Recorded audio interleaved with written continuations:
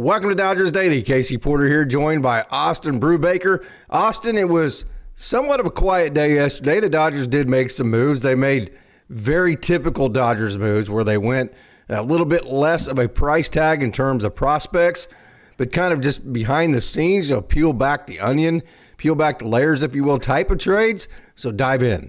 Yeah, so Casey, just a background for people who aren't aware. Typically, we like to go live for a lot of these stuffs. Did not have an opportunity to go live. A lot of stuff was going on. I was down in Great Lakes, so I was getting a lot of these updates as we're going along. And this is, especially over the past couple of days, within the context of what a lot of things we're doing, this trade deadline was absolutely nuts with all of the moves that were being had, especially for a lot of the relievers. The asking price and the price point met in order to get relievers very much was at a level that I did not anticipate going into this deadline, and nor something that I think most people didn't really anticipate going into this deadline. There was a lot of moves, a lot of craziness that went out there, and the Dodgers were relatively quiet with a lot of this, doing a lot of the moves that they had made. I think there's a couple of big takeaways that we can have before specifically diving into a lot of the moves. One, and I think this is perhaps the biggest takeaway, the Dodgers are betting on the system that they currently have and in the players that they have currently added to their system or previously have added to the system through the courses of off seasons past, through the courses of trade deadlines past. They are believing in the guys that they have because the moves that they made are relatively minor and not necessarily earth-shattering moves in which they made. That is a big takeaway that I have. It also is a takeaway that they believe in the health of a lot of these guys, which I know is an incredibly risky bet, and I know is something that fans typically are going to disagree with the Dodgers based on the past history that they have. That is one of the bets that the Dodgers are making. But underneath this, if you peel back a lot of the layers of the individual moves in and of themselves, not taking into account the context of which other teams are making moves and doing stuff like that at this trade deadline, a lot of the moves that they had made actually makes sense on the level when you're talking about a value perspective in getting each one of these guys. In fact, some of them were incredibly surprising, the price point of which it took in order to trade some of these guys. And the Dodgers as an organization got a lot of value. The question is this value going to be enough during this playoff series, during this randomized playoff environment in order to get them to the top in 2025? Or is this something as an organization, knowing some of the fundamental principles that they were not willing to violate going into the season and understanding that playoff baseball during this time is such a crapshoot? It really is, as far as who's actually going to make it. You know what makes it less of a crapshoot, though? Is pitching. Mm-hmm. Pitching is what wins you the close and tight and margin games, especially pitching on the back end. So I wanted to throw that in there. Yes, it does. But it also is incredibly volatile with the pitching that you are going to be able to get. And the Dodgers made a decision based on the arms that they have, based on the price point that was available, and based on the situation that they have, that they weren't going to make all of the different moves in order to go out there and add perhaps as many quantity or the specific high quality arms that some of the other teams were going to add. It does not mean that they didn't get a really solid pitcher who has been pitching incredibly well this season. And you look at his numbers over the past 3 seasons have been really solid as well.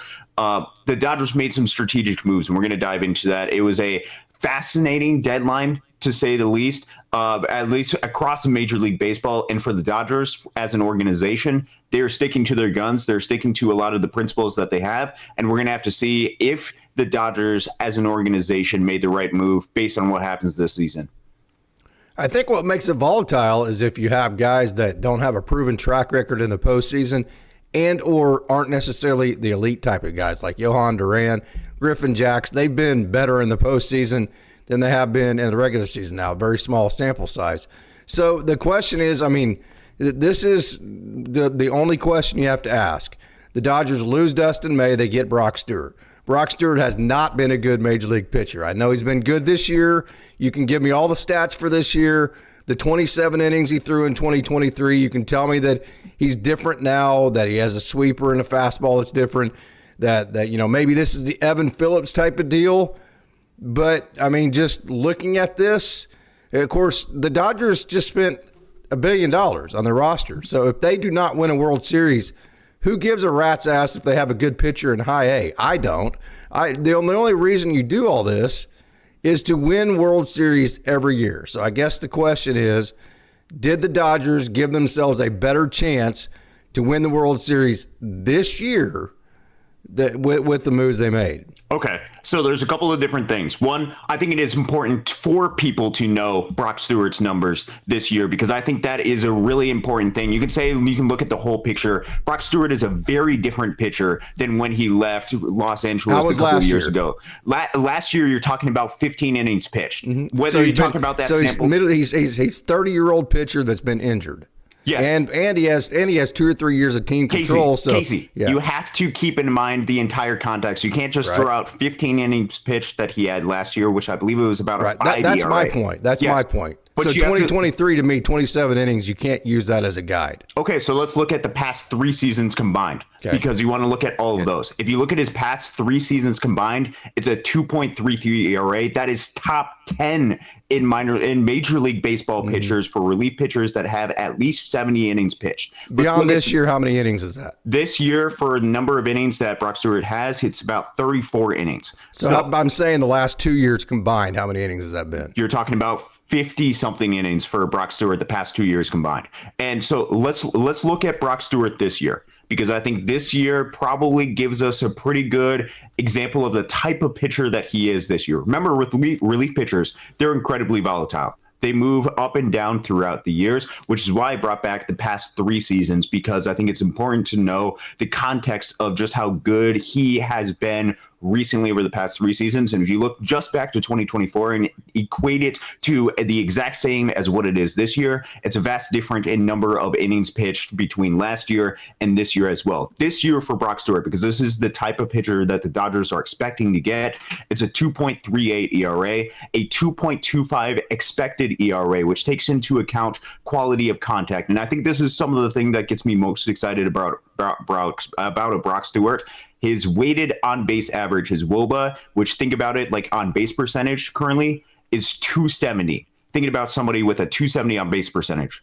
Really, really good. His expected WOBA is even better than that, the 244. Hard hit percentage is one of the absolute best in the league. He's one of the best in the league at getting whiffs, 32.8%. Strikeout percentage is at 29.5%. Swinging strike percentage is at 15%, one of the better marks of the league. His Sierra, which is a ERA estimator, 2.93 this year. And this is the thing that a lot of people have pointed to, his OPS against right-handed hitters, which is particularly an area that if you look at the roster, especially if the roster lives up to the hype of which the players have, which that is certainly the bet the Los Angeles Dodgers are making, is a 372. OPS, not on base percentage, not slugging percentage, not batting average, OPS, which is absolutely insane against right-handed hitters. Yeah. That is the type of profile of pitcher that they were targeting. This is somebody who was in the organization. However, if you look at the type of pitches that he had and the profile pitchers that he had made, I think it is much more a fair evaluation to not say, oh, he's just the same as when he left, when he was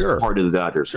Because of the profile pitches that he is currently making, I think he's much more like the pitcher that he is right now, which if you look over the accumulation of the past 3 seasons with 70 innings pitched. Yes, he's been injured. Yes, I know that. And yes, this is certainly a risk getting and acquiring guys, but this is the acquisitions that the Dodgers typically make. He has been one of the better relievers in the game of baseball. Yes, I know last year was not great if you just look at the 5-something ERA, but you're talking about 7 runs in 15 innings, which you're talking about a month That's and my a half point. worth 15 of innings. You can't evaluate anything in 15 innings. Yes, which he is had why 27 innings in 2023. You can't evaluate anything in 27 innings. So this is the first year that he's actually been able to stay healthy, that he's been good. That's the risk. Yeah, that certainly is the risk. And so you're taking into account all of those seasons combined to try to get a little bit of a larger sample size. Now, with Brock Stewart, I think if you look at just this year, he's been incredibly phenomenal. You're talking about numbers that are comparable to some of the better pitchers in the game of baseball. And when you're talking about this individual trade, let's remember who Brock Stewart was traded for. Brock Stewart was traded for James Outman. Now I love James Outman. Yeah. James Outman has meant a ton to this organization, and I have absolutely loved his growth that he has. Yes, I know the past 2 years have been a struggle for him. There's no doubt. And with James Outman, he did not fit into the long-term picture of the Los Angeles Dodgers, particularly because after the season, he's out of minor league options, which means that he would not have been on the 2026 Dodgers given what he had right now unless he made major strides. So this is a bet that they're not going to give him a lot of playing time in order to showcase that he was worthy enough to make the roster in 2026, which means you potentially got one of the best right-handed pitchers in the game of baseball for somebody that was not going to be on your roster likely in about 4 or 5 months. That is massive, insane value, not only because it helps the Dodgers organization. When you look at around the price point of what it took to get relievers for comparable guys, for the actual number sake of what they're producing, other organizations gave up lots of top guys in order to do that, which you want to be aggressive, go out there, try to win a World Series. The Dodgers try to be a little bit more cost effective than that and try to take as much advantage of the resources they have to produce as good of a team as they possibly can, not just for 2025, but also in the future with guys that they know that they're going to need to replenish these guys with younger talent. The tricky thing is they don't know which younger talent is going to be amazing, which younger talent's going to flame out. To trade Brock Stewart solely for James Outman was shocking. And as far as a value-wise for this trade, I think it's an absolute A+, not just because Brock Stewart has been really good this year, but because you get Brock Stewart, assuming that he's healthy, which that is not necessarily a great bet, given his track record. You also get Brock Stewart for 2026, and you get Brock Stewart for 2027. Yeah. I think that's actually a deficit to the trade. I would rather he be a free agent after this year, because when you're talking about however old Brock Stewart is, I'm going to get his age here. I've heard that hey, and also he has team control, but he's 33 years old. He's never been healthy. So why would the Dodgers want a guy like this? And also he's never been consistent. So, I mean, we mentioned the last 2 years coming in. Last year was a bad year. Year before, good year, but both healthy. So he's been like this. So why he's going to be 34 and 35 years old. I don't see to where having him the next 2 years is a benefit. I see that as a deficit. I think it would be a better situation if he was a free agent after this year and the Dodgers could reevaluate, kind of like they did who was the Ryan Brazier, that kind of situation. Now, hopefully he turns into Evan Phillips and he becomes consistent and he pitches till he's 40, but that definitely would be defeating the odds at the major league level, because when you get up to be 34, 35 years old, it gets to be pretty tough. So I'm going to play a lot of devil's advocate here as far as these trades, because my biggest, I've been saying this all year long, the only goal is to make yourself better to win the World Series this year. So trading out Dustin May in that Thunderbolt right arm, Dustin May would have moved to the bullpen. You're getting Blake Trinan back. So Dustin May in the bullpen versus, now I know Dustin May is going to walk after this year. I don't care. All I care about is this year. Again, I would prefer Brock Stewart be a free agent after this year. So the Dustin May walk after this year doesn't mean anything to me. The James Outman walk after this year doesn't mean anything to me. The Dodgers can go out in the free agency market and fill whatever roster they need and not have to pay a huge price at the trade deadline like they've shown they don't want to do, because there's so many buyers and fewer sellers because of the wild card situation.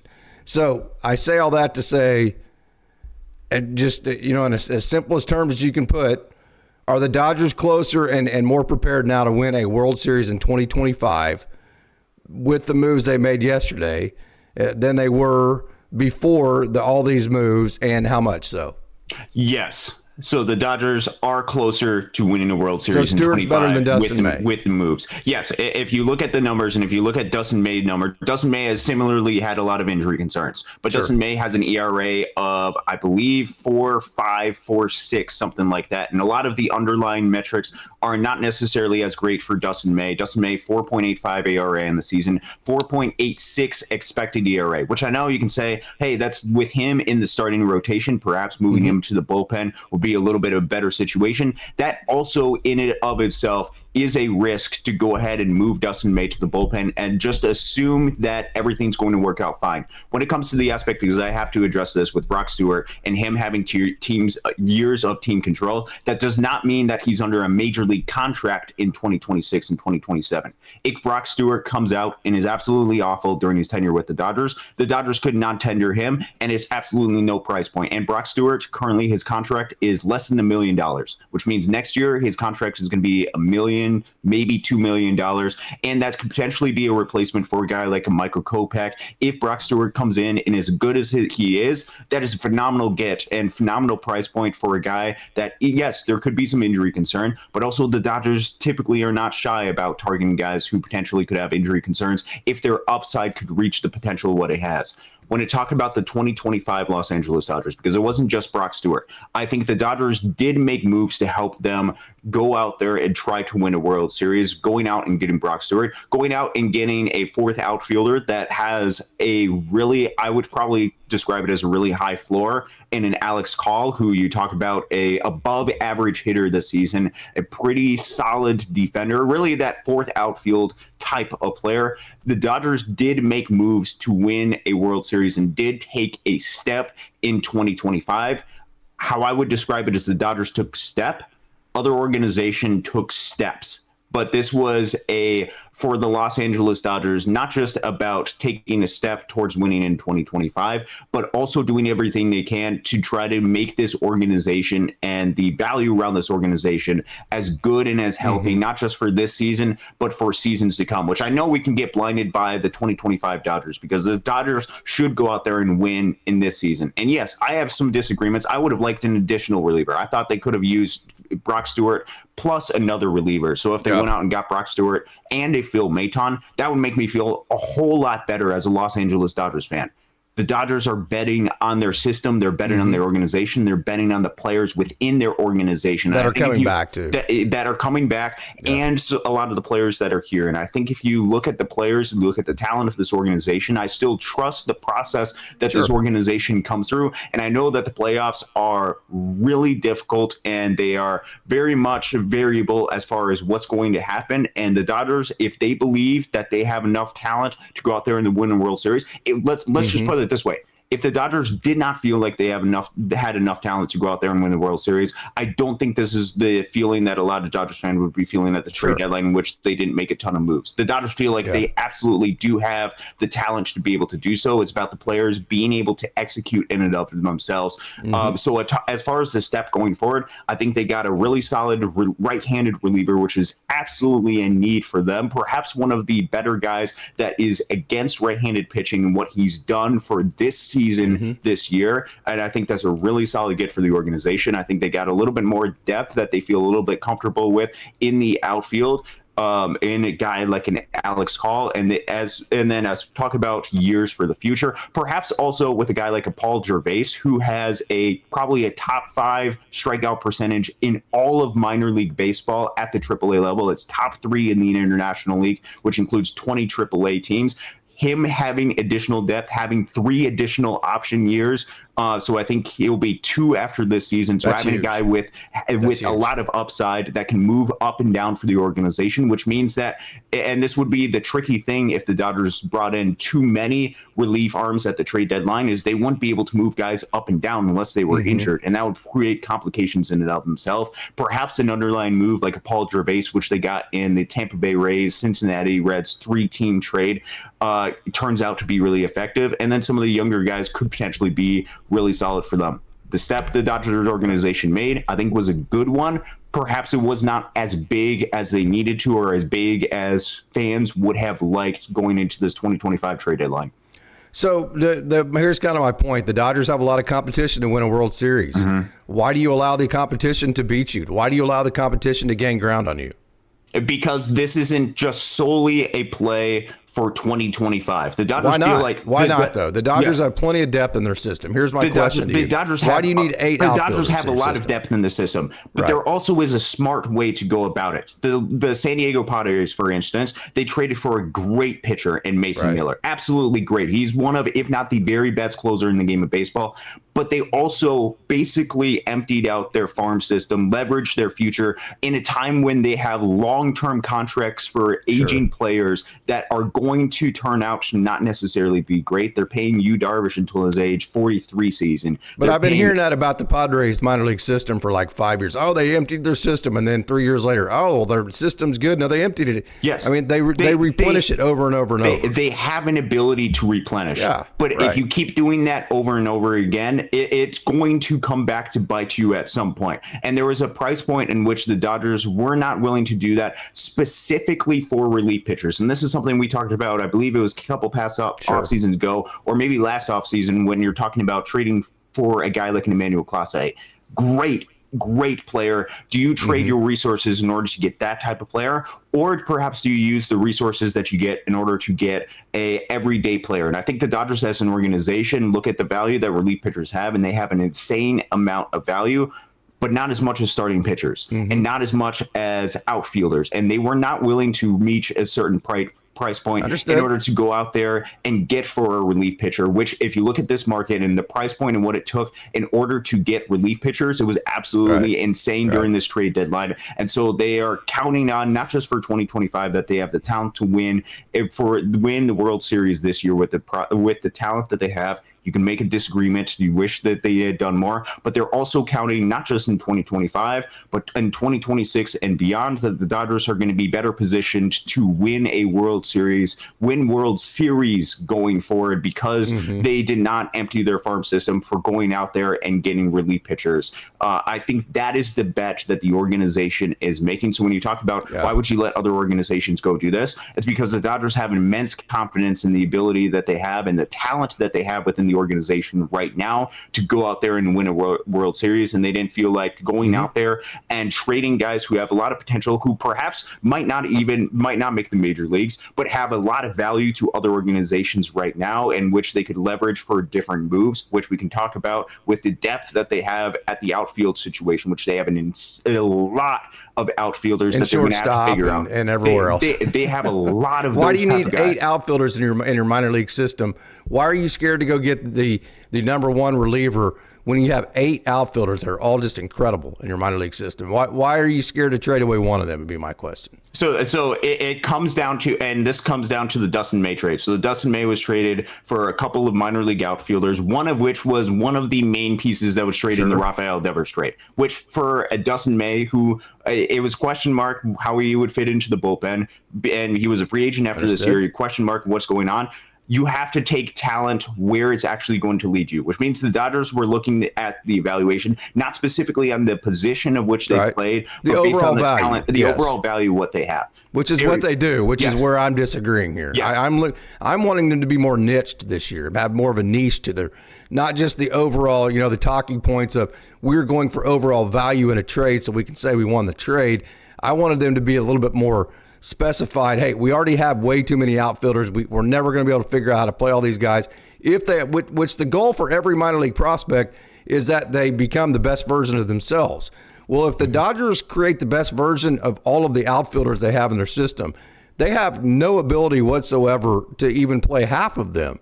And at that point, you're trading them when they're 3 or 4 years older and they have less value than they do now. We have seen the Dodgers age out value. Now, they pulled rabbits out of their hats, like with James Outman and Michael Busch, but as you like to say, that eventually will catch up with you. So that's kind of my counterpoint to that. Yes, and that's totally a fair counterpoint. They're not going to have room to play all of these guys at the big league level.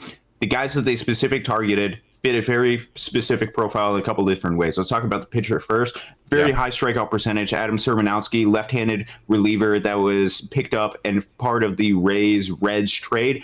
He is not going to be eligible for the Rule 5 draft until after the 2026 season. Very much a positive thing. The 2 outfielders that they got in the Dustin May trade, both of them not eligible for the Rule 5 draft, which you're talking about a first rounder and a 4th rounder from last year's draft, not eligible for the Rule 5 draft until after the 2027 season, which means that the Dodgers have time to be able to develop both of these players. Now they're going to have to try to figure out, because they're kind of all clumped together in that high A to double A type of level. But here's the thing about this is the Dodgers don't necessarily have to make that decision, and they perhaps could make decisions in the offseason as well. When you go out there and get value, when you go out there and get a lot of talent, that allows you, even if it's clumped at one position, to go out there and either trade some of that talent to spread it out to other positions, or potentially go out there and actually feel comfortable perhaps about trading one of the top guys or one of these guys in order to help improve your ball club in a more cost-effective way. For example, if the Dodgers during the offseason wanted to go out there and get as good of a center fielder as they could, now they have additional prospect capital in order to get basically whatever player that they actually want, that they think is going to help improve their ball club for the long term. They have the ability to go out and do that. Or if they wanted a shortstop, they could go out and do that. They want any starting pitcher that they want. They have the ability to go out and do that. And at the trade deadline, they wouldn't have if they would have traded away one of their outfielders or one of their shortstops. That would have just drained their system. They would have, but they would have had less prospect capital in order to be able to do that. Now, not much though. I mean, they have so much depth at those positions you're talking about putting a small dent into the talent you have. You have a lot of different players that are part of that, but this is also part of the bet with this. We talked a lot about this on the last time they were on. That how do we know that Josue DePaulo or Zaire Hope are going to make the major leagues? Yeah. We don't know. And by the way, I'm playing devil's advocate again.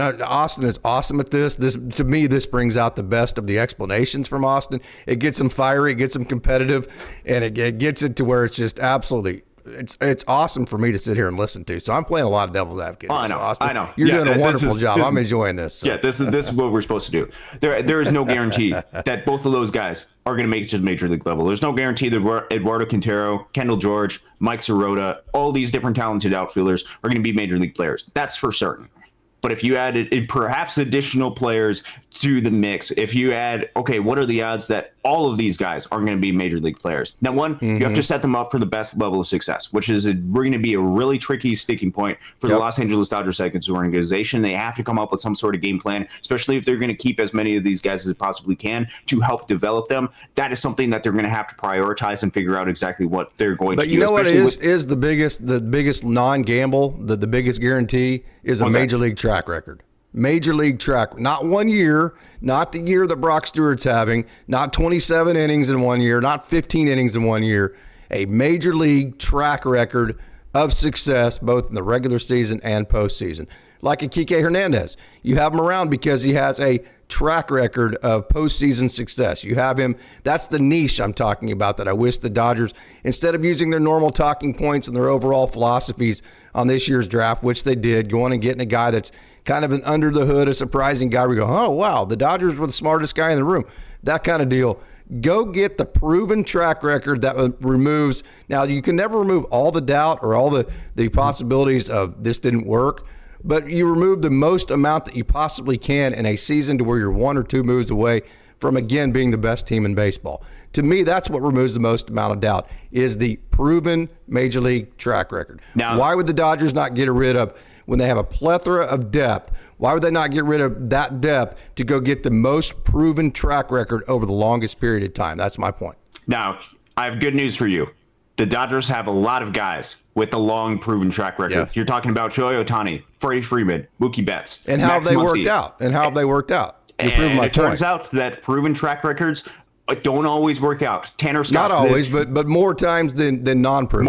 More times than not. Yes, Tanner Scott, an example of somebody who is as sure of a bet of a relief pitcher. But look at Tanner Scott's career. He has been bad in the past. He hasn't always been good. He's been good the last 3 or 4 years, but he was bad before that. This is not shocking that he's kind of reverted to some of the ways that he's been in the past.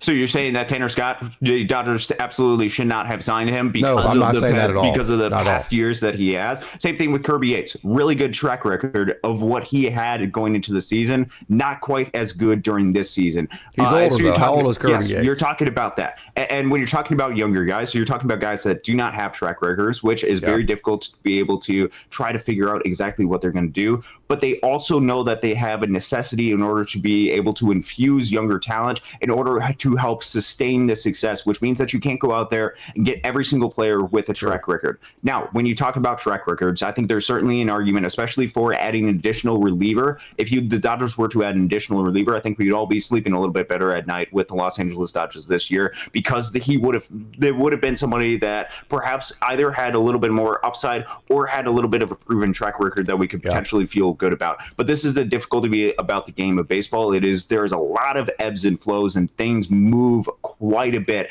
And the Dodgers still have a lot of guys that not only have a little bit of playoff experience, they have a lot of playoff experience under their belt, and a lot of successful playoff experience under their belt to go out there and win World Series championships. So they still have that upside. They still have that experience. They're combining all these different measures, and they're going out there and not changing the philosophy of what has worked for a decade plus with this organization. Sure. Okay, so your biggest argument or your narrative last time we talked on the trade deadline was don't go get the one guy. There's too much volatility, because if you go get that one guy, then if that one guy doesn't work out, then you trade all this prospect capital. You're putting too many eggs in one basket that's volatile with relief pitchers anyway. So you wanted to spread it out.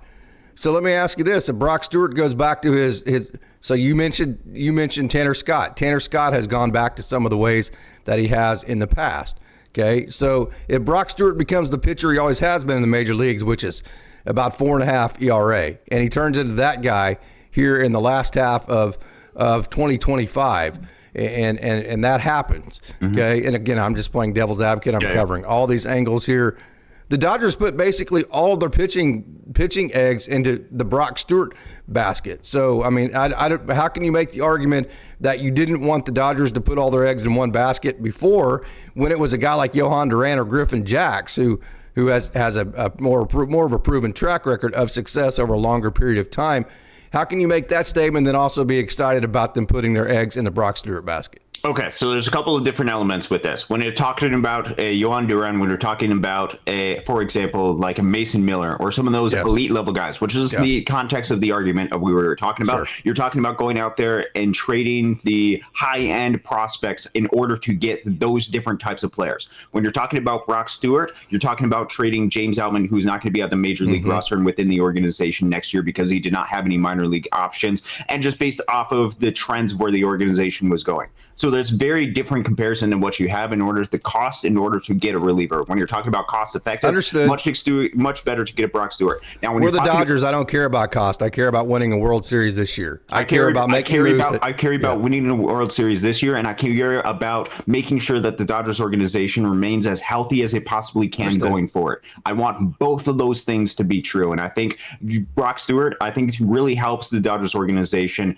try to win a World Series in 2025. Now, when you're talking about putting all your eggs in one basket, this is where I have a disagreement with this trade deadline, because I wish they would have gotten an additional reliever. That's where you're absolutely right. I wish they would have gotten an additional reliever, because I think that would have perhaps helped, especially with some of the variability with injuries that are happening to the Dodgers and seem to happen to the Dodgers organization. The Dodgers are very clearly making a statement that they feel comfortable and confident with the guys that they have in-house to go out there and win a World Series this year, and that they're going to be healthy. This is a full sign of confidence that Tanner Scott's going to be back. Now, perhaps without any sort of knowledge of what exactly is going on, you don't feel confident that Tanner Scott's going to be back, or that he's going to be the exact same pitcher that he was before. I still think Tanner Scott can and has shown signs of being really good, really dominant, better than what he was during the very early parts where he really struggled in his big league career, where it was much more was a wild pitcher. I think Tanner Scott has not been wild this year, and perhaps has been to the detriment of Tanner Scott this year. This is a full bed of confidence in the bill of health and with the ability to have the guys in-house to go out there and win a World Series this year. So do I have a disagreement with the Dodgers organization based on the information that I have? I wish they would have gotten an additional reliever. But with Brock Stewart, when you're talking about the cost, it's not going all. There's a vast difference between going all in and trading Leo DeVries for a reliever plus more to go out there and get a Mason Miller versus trading James Outman for Brock Stewart. Yeah. And I'll say this has been a fun conversation. I like to play the devil's advocate, like I said, with you. And I'll squarely say this. Hey, I got my ass kicked today. You were definitely on the right teaching or talking points of all of these all these topics today, no doubt about that. So I hope you enjoyed today's show. I hope you enjoyed the back and forth. I think Austin definitely won this conversation 1,000% over. So there's a couple of different elements that I just have to mention, and that is the Alex Call trade. Final thoughts, and we'll get out of here. Yeah, and hey, happy for Hunter Fiducia too. Yes, no doubt about it. First off, so happy for James Outman and Hunter Fiducia, no because doubt, I think this is going to give them more opportunity to go out there and win. Hunter Fiducia more than deserved to go out there and get a major league opportunity. I wish this would have happened for a guy like Orion Ward. I think they really should have traded Orion Ward at some point. But at this point, I just hope that he goes out there, minor league free agent after this season. He gets to decide wherever he wants to go and play, whatever presents him with the best opportunity to go out there and win a World Series. The Dodgers, during the Alex Call trade, traded a couple of prospects, which these are really the only prospect capital in which they traded during this. Eric Swan and Jean-Paul Lignon. I just want to acknowledge that did happen. Eric Swan, I had the absolute, both of them I had the absolute privilege of being able to watch grow and develop within the system this season. Eric Swan, I actually got when I was in South Bend this year to see him pitch 6 innings of the 7-inning no-hitter that the Great Lakes Loons threw, the second in franchise history. Eric Swan has really good swing and miss stuff. His ability to go out there, the actual stuff that he has on a lot of his pitches are really solid. The last outing he went out there, 6 scoreless innings. Actually, I think it was Wednesday night when the last for inning Great ended. Lakes, pitched an absolute great performance. He is an absolute rock star. And then Jean-Paul Lignon has been one of those guys that has broken out in this system quite a bit and has done a lot of great things. That changeup is absolutely nasty. Both of those pitchers are going to suck for the Great Lakes Loons to miss out on, which this entire argument is not about Great Lakes Loons, how both of these guys. That's my point. Yes, that's my point. Yes, that they're not going to go out there and win postseason games, which I hope they go out there and make the postseason. Both of those guys, Eric Swan, Jean-Paul Lignon, are going out there. They're joining the Washington Nationals organization. They're joining the organization of Hung-Il Choi. Who's going to go out there and potentially go out there and have a lot of success. That's going to have a lot of implications for their future going forward. So I wish Eric Swan, Jean-Paul Lignon, the best of luck going forward with what they have. I know it's difficult for the Great Lakes Loons Club yesterday because those guys are meant a lot. But I'm still excited about their future, and I'm excited when you're talking about the final thoughts of this. This is a clear bet by the Dodgers organization in their system and in this process. There's a lot of trust that you have to have in the Dodgers process and the Dodgers organization if these are the moves that the Dodgers are going to make. We're about to see if the Dodgers bet in their process is going to pay off.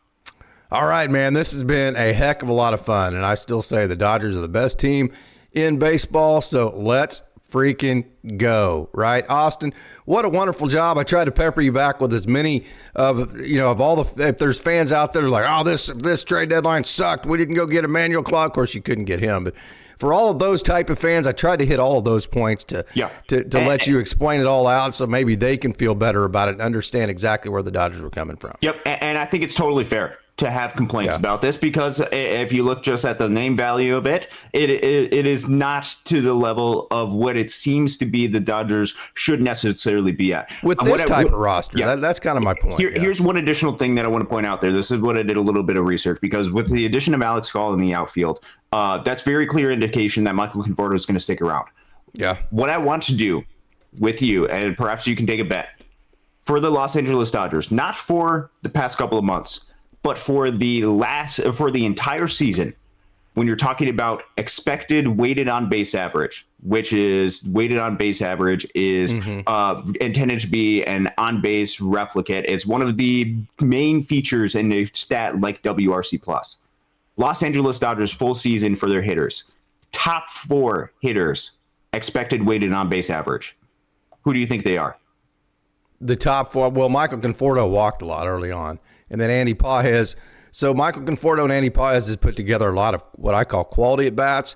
And then Will Smith has a lot of quality at-bats. And then if Max Muncy were still on this team, then he puts a lot together quality at-bats. So I'm going to go to my quality at-bats guys and probably say Pages and Conforto and Will Smith.